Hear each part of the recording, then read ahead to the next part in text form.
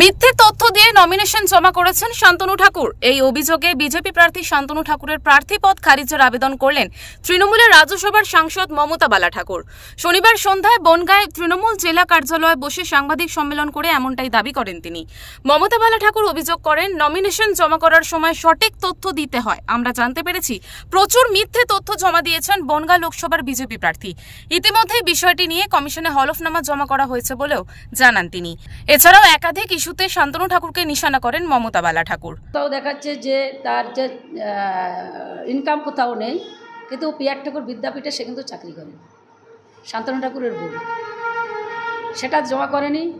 এবং একদিকে দেখাচ্ছে কোনো ইনকাম নেই, আর একদিকে দেখাচ্ছে যে 4 লাখ টাকা সে ইনকাম ট্যাক্স দিচ্ছে। তাহলে একদিকে ইনকাম নেই, আবার 4 লাখ টাকা সে ইনকাম ট্যাক্সই করে দিচ্ছে।